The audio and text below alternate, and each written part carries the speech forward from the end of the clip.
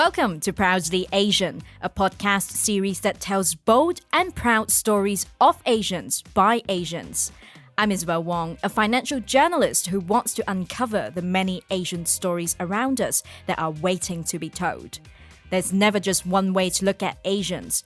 This podcast will take you through a deep dive into the life stories, struggles, and triumphs of young Asians around the world.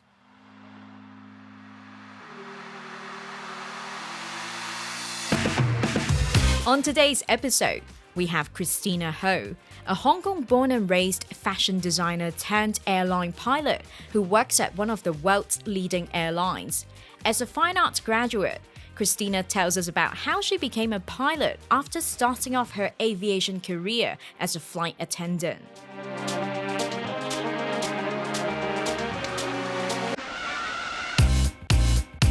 Welcome to Proudly Asian, Christina. It's lovely to have a female pilot like you to be chatting with us today. Thank you for having me today, and I'm so looking forward to our chat.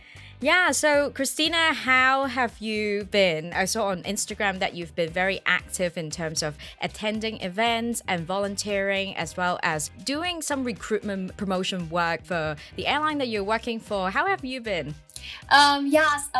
Recently it's quite busy with all these stuff, and also I'm working for Flyping also is something with the breast cancer in Hong Kong, and then mixed it with the aviation vibe. Every year is actually happens in October, but actually the preparation work starts really early. Now we're also preparing for all those items that we're going to raise fund with, and then we also do campaigns on it, and a lot of work behind it, but it's very fun and work with my colleagues, and yeah. Yeah, and I know our listeners might not be able to see it, but for those who are going to watch the recap video of this episode, you guys will notice that Christina has this really beautiful background going on that's like branded for Proudly Asian. So I just want to give you a shout out for having made this amazing background, which reminds me that I should probably make a background for myself as well. But thank you so much for joining us here. And I know that we will get into your career as a female pilot very soon, which I'm sure a lot of our listeners are actually quite curious about. But first, I would like to get to know more about you, Christina. Let's start off with a question that I ask every single guest on Proudly Asian, which is, who are you, what are you, and where did you grow up? So I'm Christina Ho, and I born and raised in Hong Kong as a normal local girls. And my families are very traditional, and I'm first child. So when I was younger, my parents just think that I'm not very smart because I'm being quite quiet at being the good girl at home, and I ask a lot of why to things, and they just feel like, oh, she doesn't understand anything. And then I also eat very slow. I still remember my grandma's house is in Kowloon City, which is the old airport it is. And every time I eat very slow and can never finish a bowl of rice, they will put me on the washing machine in the balcony, and then on top of that, and I'll watch one plane go over, and I will swallow one bite of the food, and it takes an hour to finish one bowl of rice. So they kind of like, oh, I don't know why Christina do that, but it's just something that interests me and makes me really finish the bowl of rice, which is a story that I can remember from my grandma. So your connection with planes already went way back since you were a child. That's amazing. Yeah, I didn't know that until I recall it when I was when I get older. That's amazing. So, I mean, I just want to get into a little bit more about growing up in Hong Kong since you were born and raised in the city. What was the experience growing up in the city for you, and how did those experiences inform your subsequent career choice and, your personal values as well? If you ask me about like what we eat and what the culture that I was in a very local Hong Kong culture. What I have for breakfast or stuff like that is like the sausage bun my mom would prepare for me, and then wrap it well and then put it in my school bag. And also I go to very traditional school, which is very focusing on the academic.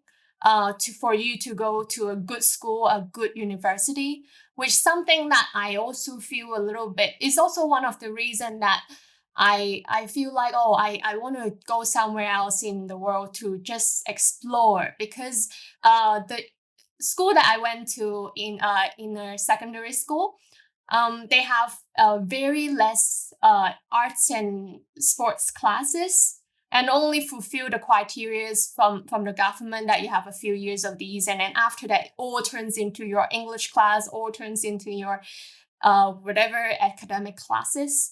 So then I thought, having that feelings of I just want to look for somewhere just to explore, maybe somewhere else in the world is different. So I asked my parents if they can let me go study abroad, and then but actually they don't have a plan like that for me. They kind of want to keep me on the side. Maybe I'm the first child. Maybe they just feel like I'm so young, still very little, and I don't look big. I'm so tiny, and so. And then, but I just don't know where my thoughts come from, and I just go online and click on different scholarship, and then just go for it after school, and didn't let my moms know, and I just do presentations and stuff, and then end up this was one taking me that I can go to Kansas in USA. And then I tell my mom, oh mom, it's free, can I go? And then this time she say yes. So that's kind of like bring me to a journey in another world of the in another world. Yeah. That's crazy. I mean, you're so inspiring because you decided that you wanted to go abroad and then you just worked really hard and made your dream happen basically for yourself. And I could see that you've always been doing the same thing. You know, even now you're a pilot, you're still also carrying on doing some illustration work. And so I can see that you're a very hardworking person. And I really admire the energy of yours. But then I want to know, you know, eventually you became a fine arts major, and then you also started working as a fashion designer. Could you tell us about, you know, the fashion industry? Is it as glamorous as it looks? And is fashion designer your dream job as a child? When I was a child, I'm more knowing that I want to do something in arts. So I actually start with the fine arts classes, like oil painting, ceramics. Those I can just stuck in that room for 3 days and not coming out. I didn't know I have food or anything, but I just keep going on. But after a couple years in there, I just feel like I actually like connecting with people. I feel like if my artwork is put in the art gallery, it's not bad, but it's kind of like my perspective giving to others only. There's one way communications. Then I thought maybe if I created a cup or created something that maybe like created a mug, and then you pour your favorite coffee in it every morning and making your day, I feel like that is more meaningful. So I go into fashion industry because I want something that making people confidence and make their life better. So that is kind of a switch why I kind of go into design and not continue being the artist that painting and stuff like that. And for the fashion industry, I actually work in a company that is a B2B company. It's not like a retail company. And also they have a certain seasons. It's kind of like when it is the season that you have to work for, it will be very, very busy. And because it's not a very huge company, I can get to like explore different roles. Like I will do my design job with the design team, and then also work with the merchandiser or the technical designer to make the things work. But at the same time, I still have to meet with the clients to know that, oh, what do they want in their store for their customers. Then I will go meet them. And our customers is they're from Russia, they're from Korea, from more international area that I work for that company. Just a quick follow-up question. I mean, since you used to do fashion design, do you also design clothes for yourself? Yeah, actually, I make clothes for myself, and my mom have a couple pieces that I made that she will carries around, and I make my own tag when I was younger, and then I tag on it, and then people ask her about oh, what brand is that? And then she said, oh, my daughter make it. And then she would just feel so happy. And myself, I'm more like reconstruction pieces, because I feel like some of the pieces may be out of fashions, but at the same time, it is I want to do the recycle to help the planet. So that is more what I would do, like maybe turning a sweater into a pants. And also is part of me that I like having a lot of me time, getting into my little own bubble and create things. So that is one part that I do when I just want to relax and create something, and I can actually wear it.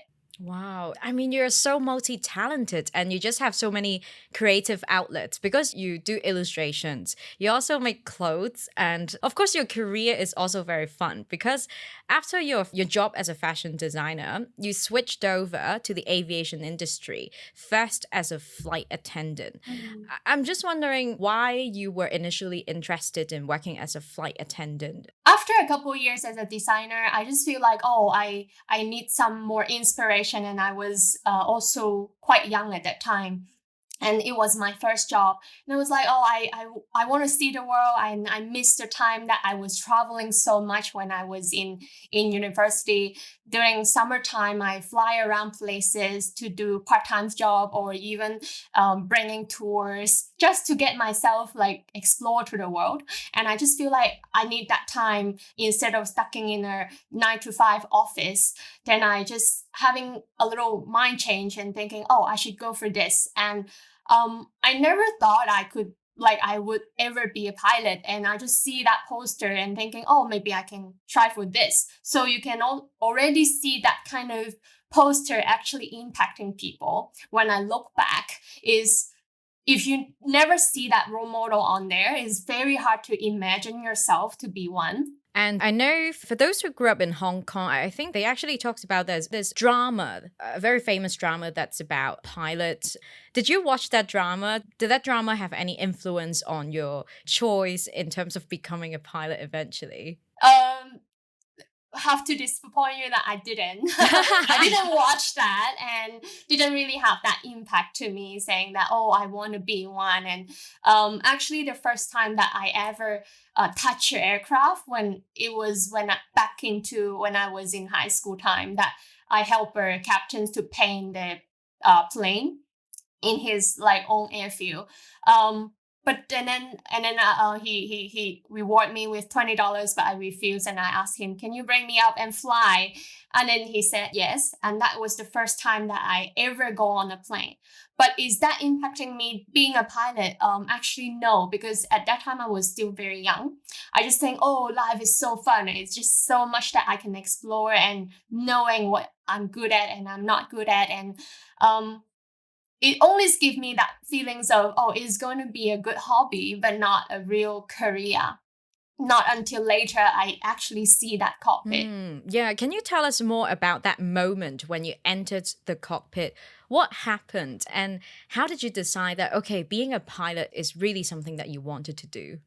Actually, after being a flight attendant, um you will have multi times to get into the cockpit, but it wasn't giving you the full pictures, because you enter maybe a couple minutes or later and then you come back out. And but the one time that really making me think about it is when I was going to on a leisure travel holidays, but my seat as a staff, I sit in the cockpit. And then when the first time that I enter, it was a very beautiful dawn time that's reflecting with the lights, the instrument lights that around me. And also the window is so huge. You actually sit down and watch that 270-degree view is just amazing. And then after that, I wasn't falling asleep because they were so busy up there, and they talk to each other. There's so many people coming in and ask them about, oh, this and that, and then check the view. And then they're also talking on the radio with the air traffic controllers. And I just feel like, oh, this is such a challenging job, and I just want to do it. If they can do it, I just want to do it. And also thinking, oh, these buttons, what do they do? They seems to talking to me. That's um knowing who they are, like what do they do, each button do. And I just feel like I just want to do this job. And after so many years that I tried so many things, at that moment I can really tell this is for me. This is something that for me. Hmm. And I'm curious, on a long haul flight, right? There are multiple pilots working in the cockpit during a long haul flight. Do they normally just, after switching on the autopilot, do they normally just sit in silence, or is there a lot of things going on? Do they still like talk constantly in the cockpit to each other? I really wish my job is that easy when people tell me that, because like people tell me, oh, you just press that autopilot button and Yeah. then you can go to bed or go to, like, I really wish my job is like that. And actually, we have to switch, and some people go rest is because it's such a long flight and we have like limitations that we cannot exceed to make sure the safety at the back. And what we would do normally when after the takeoff and after certain heights, we would start the autopilot is because we want the capacity to actually follow up what is going on the next 2 to 3 hours, especially when we depart. We know the weather, right? We know the weather when we depart, but we don't know after 2 or 3 hours is it's going to turn it all over again and not as expected. So we would send all those message over and check if the weather upcoming is the same as what we get in our iPad, and also checking up all those airport is it still available, and is there anything happen, like maybe an aircraft just crashed there, or maybe an aircraft just maybe not aircraft, maybe just the one way stuck with some oil. They have to ban planes to go on that runway, which means I have less options when I have to deal with something emergency. If someone just come in and say, "Oh, we have to land because someone is sick," or suddenly we lost our engines that we cannot stay up high, where I can go on the left or the right. And sometimes when we go over like Himalayas area in China, when we have to go to Europe, those hills you just don't like, you just have to make sure that you know your way to go down, because once we lost the engine, we do have a little bit time. Like she won't just dive, but she was slowly going down because she just can't stay up that high. And those are the stuff that we will do every moment. And you said, oh, I did this for the next 2 3 hours that I don't have anything to do. And then after an hour, something changed, and then you have to do another 2 or 3 hour stuff. So it's kind of like ongoing thing. But we help out each other. One pilot would be focusing on is the plane flying as well as what we expect, because she's like a huge baby. Like the planes that I fly is the Boeing 777. She's really like she kind of move like slowly like grandma if you sit in the cockpit, but actually she fly very fast. And then she won't tell you. She's like a huge baby that she won't tell you that she's doing something wrong. Like baby eating candy, they won't tell you that she's doing something wrong, right? But then you have to spot that she's not doing what you want her to do. So kind of like one person will be focusing on that, and the other person will be focusing on the stuff that I just mentioned, and also lock down how much fuel we used in the past 30 minutes. Is that normal? Does it sound normal to you? You just have a lot of common sense in this work, because it can tell you, oh, you used a certain amount of fuel, but it won't tell you it is wrong. Wow, that's a lot going on, like from what you just described. The senses of all pilots are on the whole time during the whole flight. It's like you guys are constantly analyzing the weather patterns, monitoring the air traffic situation. And wow, that's just a lot of things going on. So eventually you realized you had an interest in becoming a pilot, but that's only the first step, right? What did you do in order to become a pilot? Did you start practicing through playing any video games? How did you prepare yourself for the cadet pilot program selection?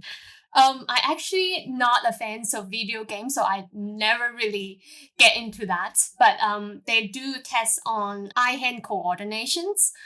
So I did look into some games online and try to practice that, knowing, oh, what is it like, and also because I'm like a white paper towards this industry, and especially without that background, In the beginning, actually, a lot of people not thinking that I will make it because they just feel like you have been so many years put down in the book and also not in this field. And then sometimes they ask me about a certain short forms of what they stand for in aviation, and I cannot answer.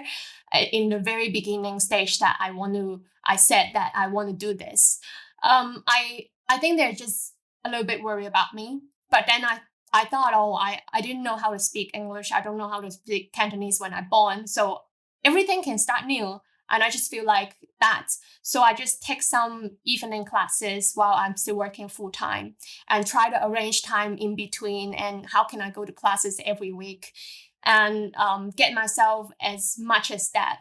And also because I explore that kind of interest in me already. So every flight that I go to fly, I just feel so excited.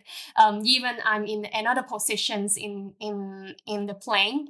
I start to think, oh, this time we park in the gates at the Echo. We call E as an Echo 2, and then how can I get to a certain one way?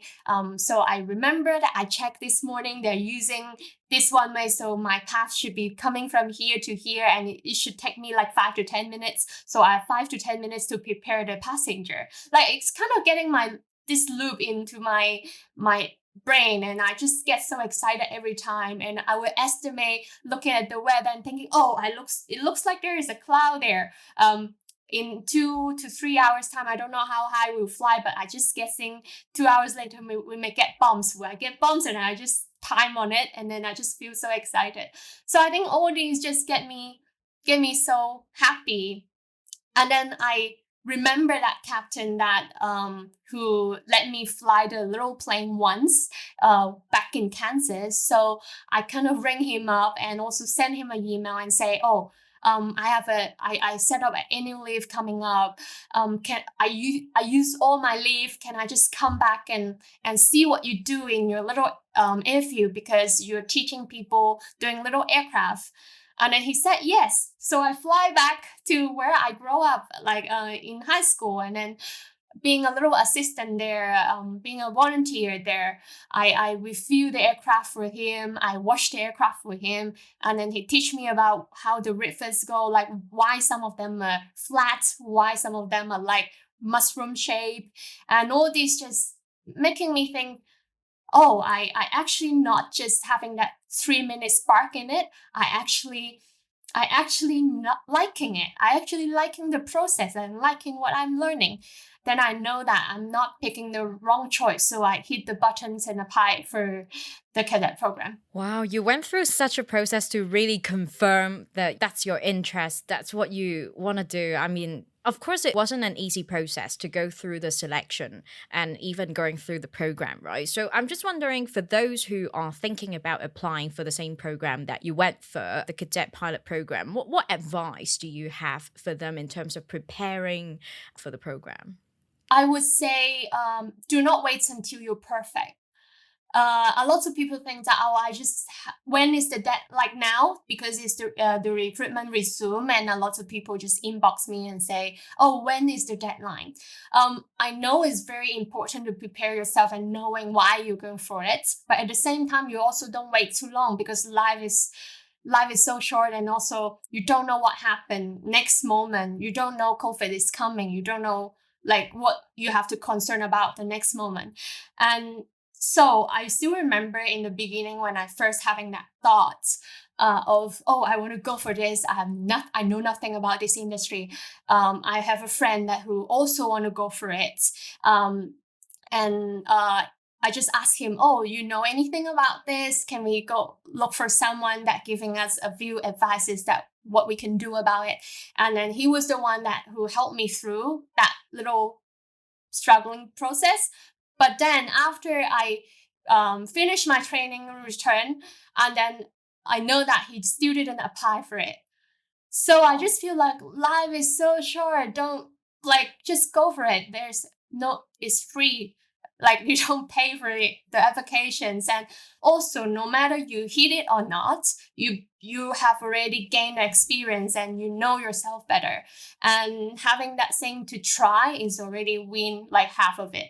Yes, I do agree with that because a lot of people, they sort of are waiting for that moment where they think they're prepared, they're ready, they're perfect. But then Mm. a lot of times it's like whether or not the answer is yes or no, you can never have tried too many times, or you can never like failed enough, you can never had too many interviews, right? So I think even just taking the first step to apply for it, and even if you fail, at least you gain that experience, and next time when you apply for it, you're better prepared. So I really like the advice you just said there. And then eventually, of course, you got selected in the cadet pilot program, and you got sent to Australia for 55 weeks of intense training. So, I mean, how was the training? Was it really challenging? It's challenging. Some people mention their feeling is like taking 3 degrees at the same time. It's because it's actually kind of like a course that you can take in Australia for 3 years time, but they kind of squeeze it in a very tight timing. Is because of because they also want to know that is this person can work under pressure. They're also looking for a person who can be a captain in the future, not just a pilot that can fly the plane, because they can train almost anyone to fly a plane, but they may not able to train everyone to make decision under pressure. So I think that is kind of why they put a program like that. Um, and the hardest part for me, actually, they have the flying part, the fun parts, and also the ground school part to deal with. And the ground school part come first, and I that part is actually quite hard for me because my classmates are either engineer backgrounds or they already have some certain kind of pilot license that when they apply. And also we have our ex-captain on the government flying service. He has already 10 years experience in this field, and they can just run off to have drinks during weekend. But sometimes I so want to say yes, but I just can't because I know that I sleep a lot. I have to at least sleep 8 hours a day to make myself functionable. And so I just feel so pity that's in during especially during the ground school, I just never get the time to hang out because I just know myself so much that if I don't work hard, it's not going to happen. And that is the hardest part. That's for me, I think. And when it goes into the flying part, is lots of fun um, and have experienced a lot of different kinds of flying. Like we would do the multi-engine at towards the end of the trainings. You will have two engine and one go off, and then the plane just swing it to one side, and you have to step really hard on the rudder and hold it there with my tiny legs, and then just hold it there until you fix the plane, put in the trim, and then she was stable, and then you land the plane. And also we'll do aerobatic flights, some of the aerobatic flights to recover from spin, from any abnormalities. And we will do navigating trainings on your own, which means you take the plane, fly it on your own without anyone else, and training up your confidence. Wow. And I want to know more about your first solo flight because I think that might be quite an experience, right? Were you nervous? How was your first solo flight? My first solo flight, I'm actually not too much of touching because I have been prepared so much for it, and then especially you just have to have everything correct because when you're so inexperienced, the wind cannot exceed a certain rates to put you through, and then maybe the weather cannot be too hot. All these kind of things have to happen at that moment to let the instructor let me go fly on your own. So and especially when I was doing my flying phase, it was the hottest day, like the summertime and the winter time in Australia, which some of the classes are not. Some of the classes are flying in the pretty springtime, and then but my class wasn't. And so it was something related to more on the weather and environments.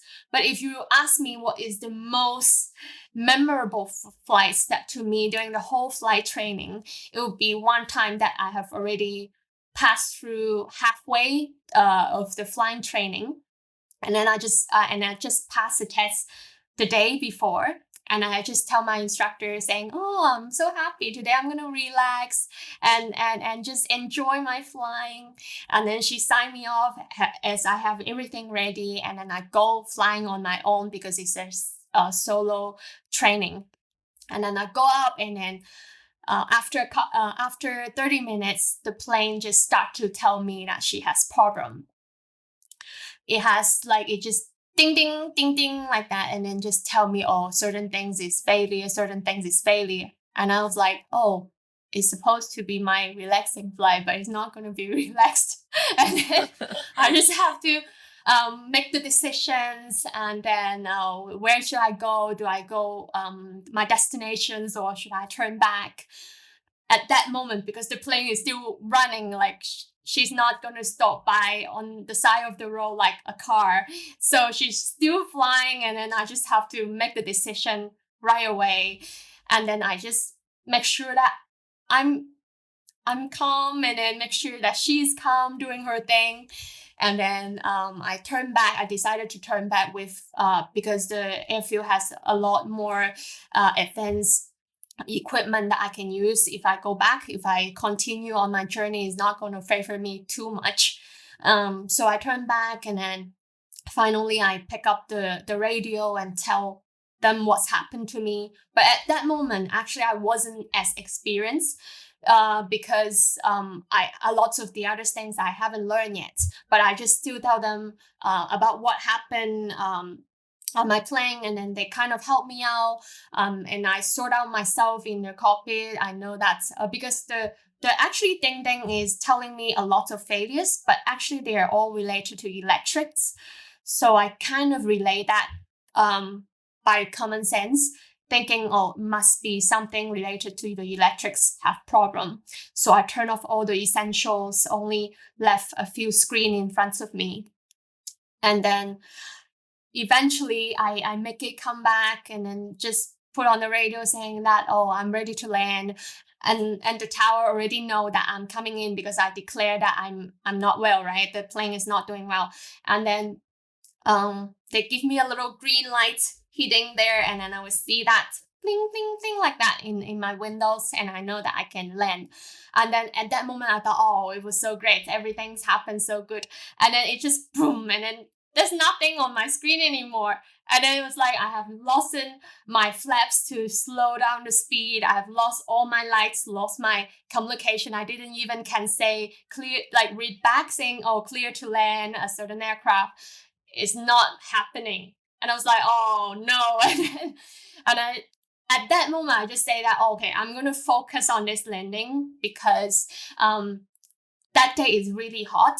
So it doesn't benefit me on the one-way lane. And also because that day, because of the wind, they use a shorter one-way, and I lost my flaps. So 3 of these reasons making me that I have to really control the speed to land the plane well. So I just go down, and in between, I also tell myself that, okay, if anything happens, we go around and we try it again. We take it good.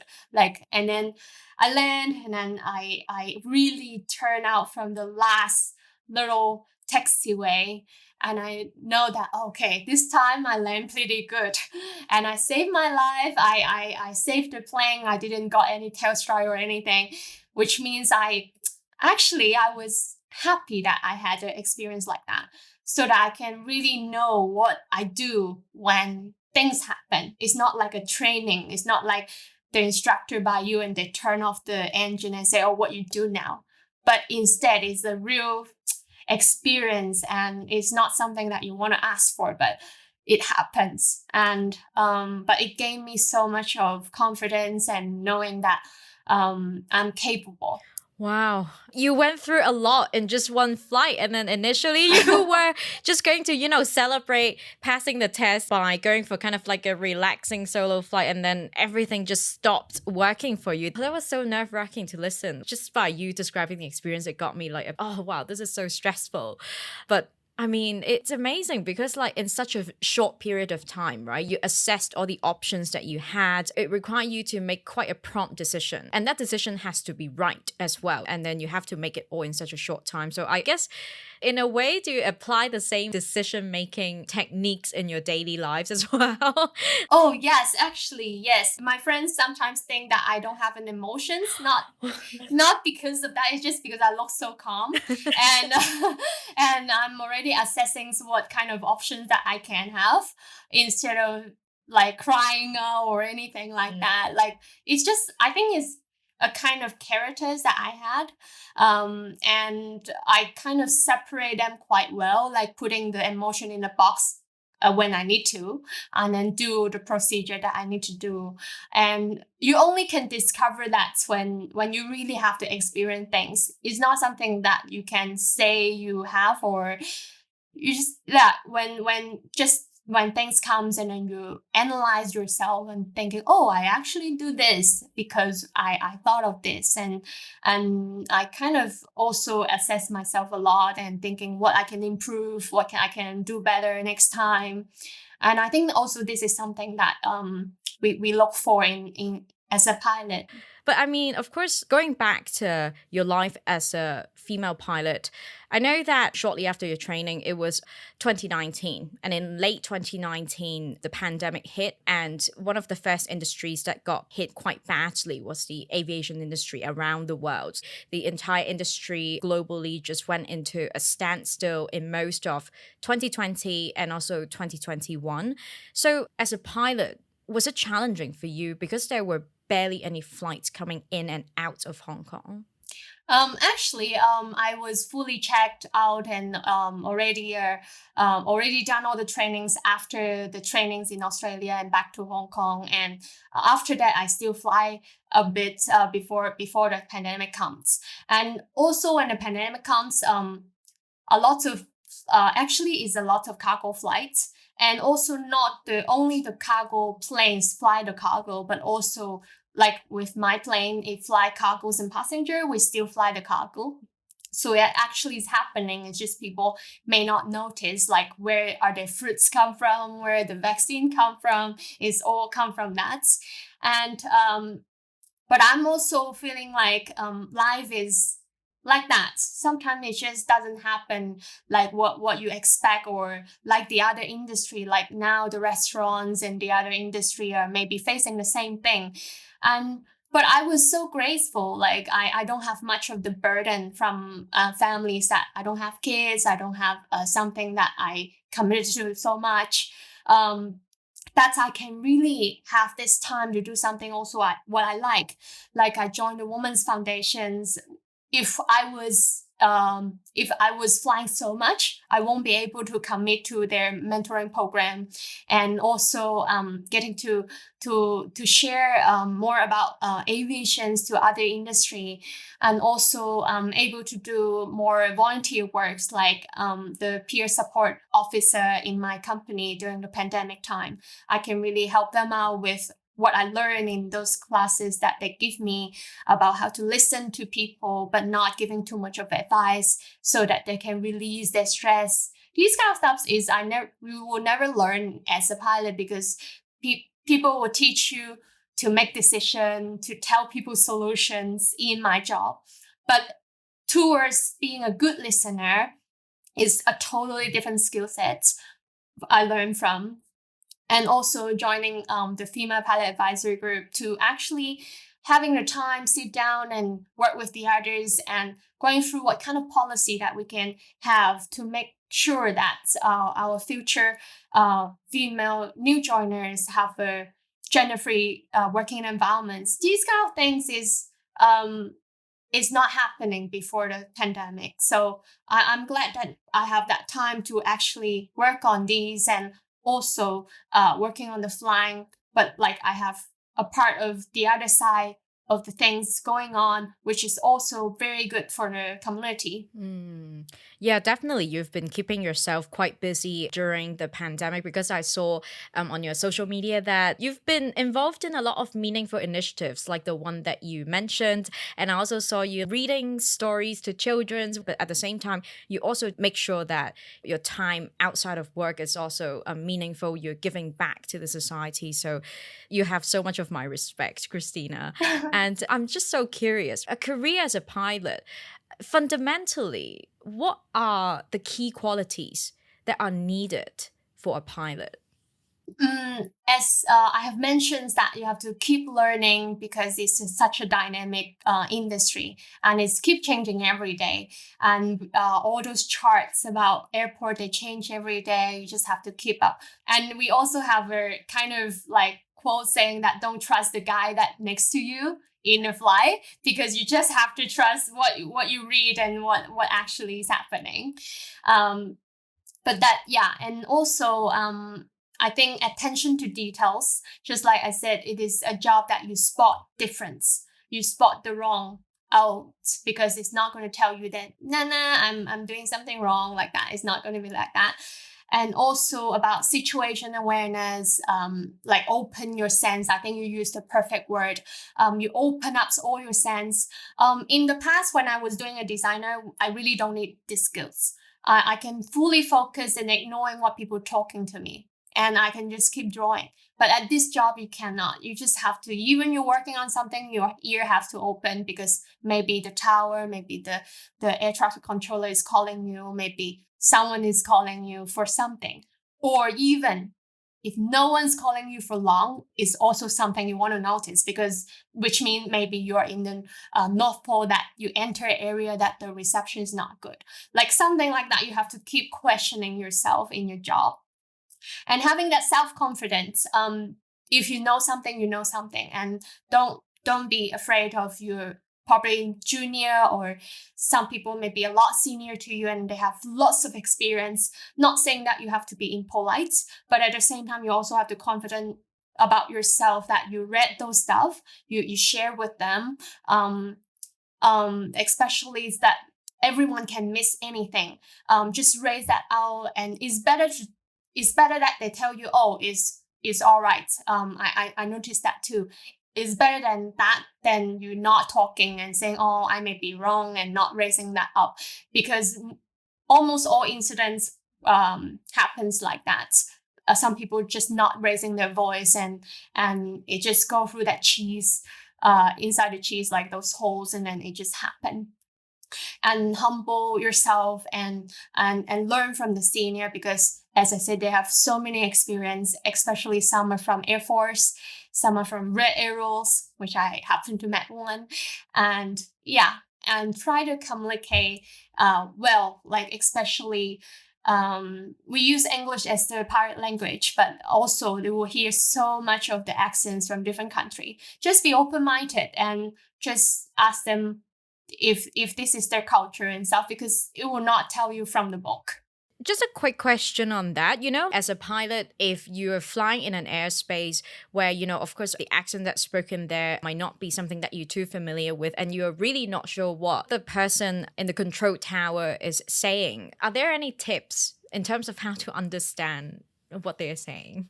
We have a phrase called preparations prevent poor performance. We call it 4P in aviations, which actually lots of the normal stuff, like what I mean normal stuff is in a normal flight, there's something you can expect. You would expect them, they kind of, before they descend, they will tell you a certain thing. They will tell you 1, 2, 3, this kind of thing. Maybe the speed, maybe ask you to slow down, maybe ask you to go a certain path. So being ahead of what will go on helps you a lot of what to expect. Sure, it's not every time it's going to be the same, but it helps a lot, especially if there is an aircraft in front of you taking the same routes to Europe. If you already know them on ground, you follow them, you're probably getting the same path as them and the same instructions as them. So you just copy their what they're saying from last time on the paper. And then when they talk to you, you know that, oh, I know it already because it's all these. And then it's kind of like not, but sure, we still question, is it the same? But you kind of make it a lot easier when you're ahead of the game. And now, on living the life of a pilot, I've heard that people would always say sleep is a very crucial part for all pilots. It's essentially part of their job. Is it true? Do you live a very disciplined life yourself, Christina? Actually, I don't want to judge on this part, but I do sleep a lot. I don't really drink much. Because I just want to control the sleep also because it helps a lot when I'm awake. Normally people after they have different routines. For myself, if after really really long tiring flights, if I land at a daytime and I want to make myself the day still worth it, like not sleeping all the day and then I wake at night, I normally take like 4 hours sleep and then I get up and do stuff. But you just have to find yourself that little clock in your body. Some people are 3 hours and a half, some people are 4 hours. You just have to look for that. Like when I go to work, that sleeping part, I treat it as a duty. I kind of tell myself this sleep is going to be a duty because if I don't sleep well, it's going to affect the rest of the flight. So I tell myself not thinking anything. Try to not think of anything. A lot of people struggle is because they have so much at the back of their head and thinking maybe families, thinking about the other stuff. I just feel like you can't change much if you overthink things. But if you don't sleep now, you're going to have a very poor flight in the back because you'll be staying awake all night for 20 something hours that you didn't get any sleep. And I don't want that. So I kind of put it into a way like that to tell my body. Yeah, and then you also bear the responsibility of flying over a few hundred passengers during the normal days as well. So now I know you mentioned a little bit about you were advocating for gender dynamics within the aviation industry among pilots. And then I know that recently there's a statistics that's saying that globally there are only about 5% of pilots who are female, which is quite a shocking figure because globally, 5%, that's not a lot. So, do you have any advice for women who are actually thinking of becoming a pilot? Yes, you're actually very correct. And this number actually, if 20 years ago you look up the numbers, is the same. It didn't go up. Even you can see the numbers going up, the percentage didn't go up. I think it's really it come from different reasons. Like it could be the reason that I said there's lack of role models, and especially when I do long haul flights, some people does tell me that not just pilot but also cabin crew, they kind of want to focus on families more, like that kind of responsibility, and they don't want to be away from the baby for a week time without seeing them. I think this could be the reason. So it's kind of like we're working on the policy, how can make this easier for a female and not putting them down too much when they're having balance between families and work. And for more female to come into the industry, when I go to do different sharings in school or organization, I just try so hard not to put it as a career talk because not everyone liking this job, and I don't like pushing people to something that they don't like. It's just I just want to inspire them. Oh, a pilot could look a lot different from what they think, what they imagine. It could be long black hair like me, and then I'm not quite tall and quite tiny, and I don't dress like one. It's just giving them another kind of thoughts that, oh, actually there's a lot of opportunities out there and a lot I can do with my life, and I just have to fight for what I want. Because when in your teenagers time you're kind of like fluctuating and don't know like where to go, and you ask your peer, your friends, your family, if they're like me coming from a very traditional family, they may just tell you to go through they will actually tell you you are a normal person, you go through a normal path. Like people will tell you stuff like that. And so I just feel like, oh, I just want to be that little encouragement throughout their life and seeing, oh, this girl coming to I remember her that she said I can do something with my life, and then maybe 10 years later I got someone in the inbox and telling me that, oh, I just remember that you say that and I make it today, and also it happens further than I can imagine. Yeah, I mean, indeed, your story, like you transitioned from fashion designer to then a flight attendant and then now as a pilot. Your story essentially is inspiring everyone and telling everyone that it's never too late to start over again. Like what you decide to do when you're 20, you don't have to continue doing it until you're old. Like you can always start over at 25, at 30, at 40 even. It's never too late. And I know that other than working as an airline pilot, you have also, as we mentioned, you've been very active speaking at different events, volunteering, but you also upload your own illustrations in a series called #Life Lessons from the Sky on social media. I'm just really curious, what is the most important lesson that you learned from the sky? I first have to say that actually I wasn't really active, or even I didn't even have the social media accounts like 2 years ago.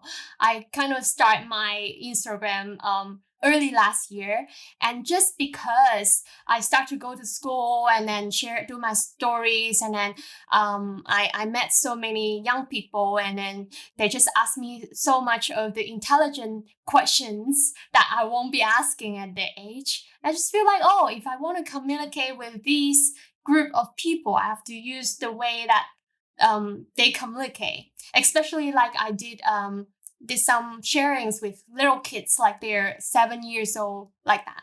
You probably don't want to tell them how complicated with the engine is, right? It's more like you speak the language to communicate with them. It is also a very fun journey for me to learn. So I kind of like, oh, I better start something on the social media so I can know what they really like, what is their languages. So I started there, and I think, oh, how can I explain that what I learned in this journey? Instead of writing, I think I express a lot better with my drawings, as I really like drawing. So then I start to draw out what I learned in aviations, and also giving them not just learning little skills in aviation, but the skills in life. I think that helps a lot more people than just telling them, oh, this engine do this thing, and rather than this. I think the knowledge part, if they're keen, they find it online, they don't need me. So I kind of like more into like be the peer that to actually encourage them, not being a senior to say that I guide you to a certain way, is more like be with them when they're upset, or when they struggle with the decisions, or struggle with different parts of their life. They have a certain encouragement with them. I think it will be something that I'm really passionate in. Amazing. And now it's time for us to move on to the next segment, and it's called Rapid Bias. And in this segment, I'll be asking my guests biased questions they've got asked at some point in life. And also in Christina's case, some common biases about female pilots as well. So Christina, are you ready for all the questions? Let's go! First question. Do you have to be very good at maths and physics to become a pilot? Yeah, that's been asked a lot. And actually, I'm quite good at math because I do a lot of calculations when I go shopping in the outlets. And I just try to do the calculations with the discount with all the bags in my hand and without taking out that calculations and telling the sales that I'm calculating the price. So when I have to do that 5%, do that 40%, and then on top have 15%, I'm pretty good at that. And next up, being a pilot is too hard for a girl like you. you should sit in an office with air conditioning. Yeah, actually, I have a pretty good office. Just like I mentioned, I have that 270 degrees view, and every day is different. And also, we don't have the air conditioning, but we have the best filter air inside, in front of the aircraft. So, And next question, women are bad drivers, both cars and airplanes. yeah, that scenario comes across when people see that bad drivers. If they see that is a female driver, they will say, "Oh, it's because she's a female." If oppositely, if I say, "Oh, it's because he's a man," it doesn't really make sense to people. Like every one of us have a unconscious bias. Even I would say I will have some. It's just awareness of having them will be good. Yeah, gender discrimination in any form is just not acceptable. And Christina, next question is your leg strong enough to operate a flight? Are you tall enough to operate a plane? Yeah, I'm not quite tall, but I have very long arms that reach every single buttons on top that really fit the criteria of it. For the strong legs part, actually, I did go to gym to help, because you don't just want to step in there very hard, but to hold it there is the hardest part. So I kind of during the trainings that when I was very, very tired after school, after the ground school, I go to gym to kind of relax my mind, but also training my muscle to hold that rudder, especially the Boeing aircraft. Like their controls still have a lot of pressures. It's not like a easy little clicks on it. So I do work on it. But yeah, it can happen. It's possible. So initially, in terms of the test, they would also test if your arm could like reach all the buttons as the very initial requirement. Is that correct?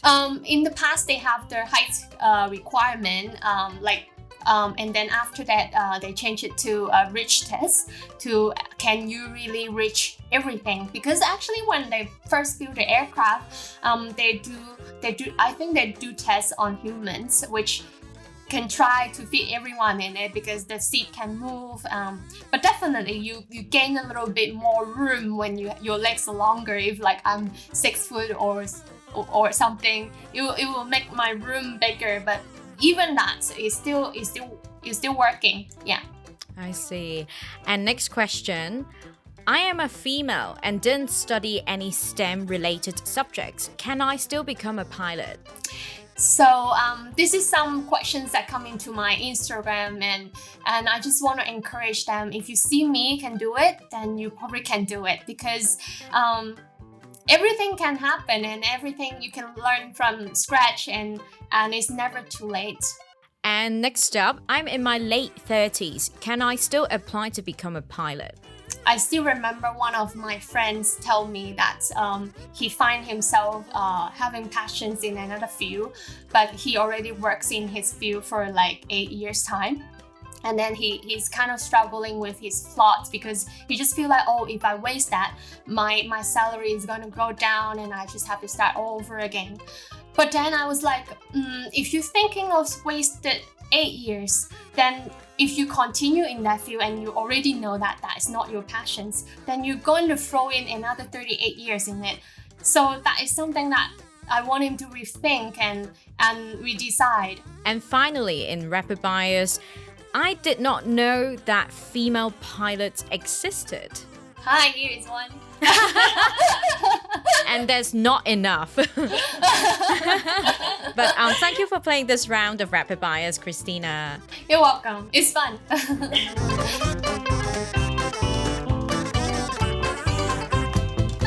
Now, to conclude the episode, I just have some final questions for you, Christina. I know that recently on your Instagram, you actually shared a few illustrations that were explaining the code words that were used by pilots. I'm just wondering if there's one interesting code word or pilot saying that you could teach our audience. One thing that we say, no questions are stupid questions. And we also say, if you don't know, you say don't know.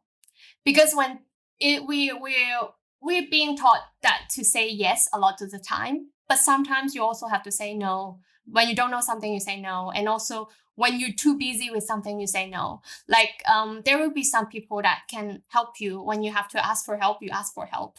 I think there's something not just in aviation, but this industry just give you there's something that I really like is their very direct communications. If when we have a critical phases in the cockpit, like when we do takeoff and landing, we don't say please help me put the flaps to 5. We don't say that. We say flaps 5. Give me flaps. Like actually ask for that something. So I just feel like in our daily life, sometimes we just have to be that direct. People doesn't really know what you want if you don't say it, and I just feel like this is a very good things in relationship and with friends, with your family. If you love them, you say I love you, and tell my mom I love you, instead of just thinking, oh, she would know that. And then and I think this is something that I learned from aviation and want to share with everyone. Precise, clear, and direct communication is definitely not appreciated enough in the workplace that's, not in the aviation industry and also in personal lives. And, for those who would like to check out your illustrations, to follow your work, where can they find you online? They can find me online on Instagram and Facebook. And my name is Christina Ho, but it is a double T. So it's kind of spelled like CHRISTTINA, and then without any hash or anything, and then follow with the HO.